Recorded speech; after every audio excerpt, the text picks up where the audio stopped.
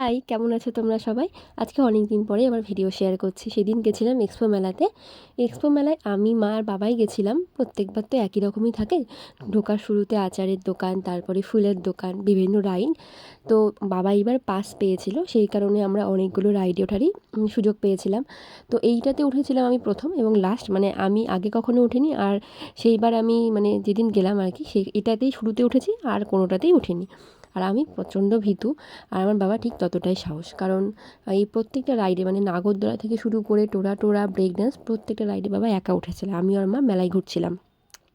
যখন এই রাইডটাতে উঠি না, মনে হয়েছিল ঠিকঠাক ভয় লাগবে না, কিন্তু যখন মানে শুরু হলো, আমাকে যে সামনে দেখছো প্রত্যেকে জন আমাকে দেখে হাসছিল, কারণ আমার প্রচণ্ড ভয় লাগছে। আমি প্রত্যেকটা সময় চোখ বন্ধ করেছিলাম। ভয়ানক এক্সপিরিয়েন্স আমার আমি সত্যিই ভীতু এইসবে, আমার খুব ভয় লাগে। আর মেলায় গেলে মানে কিছু কিনি বা না কিনি, কিন্তু দেখতে মানে ক্লিপ ছোট ছোট, তারপর কানের দুল, এসব দেখতে ভীষণ ভালো লাগে।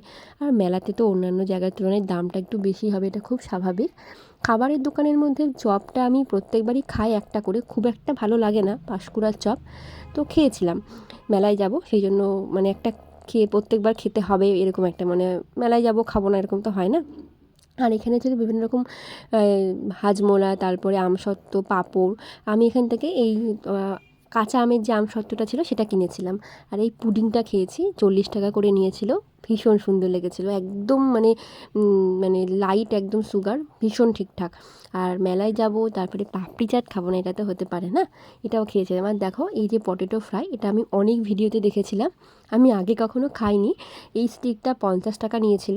আমার তো দারুণ লেগেছে, আমি আর মা বাবা তিনজনে শেয়ার করে খেয়েছি, ঠিকঠাক লেগেছে। আচ্ছা, তোমরা কে কে এক্সপো মেলায় গেছিলে একটু কমেন্টে জানিও। আর তোমাদের কী কী রাইডে উঠতে ভালো লাগে বা ভয় লাগে সেটাও কমেন্টে জানিও। ভিডিওটা ভালো লাগলে চ্যানেলটা সাবস্ক্রাইব করে দিও। দেখার জন্য ভিডিওতে টাটা।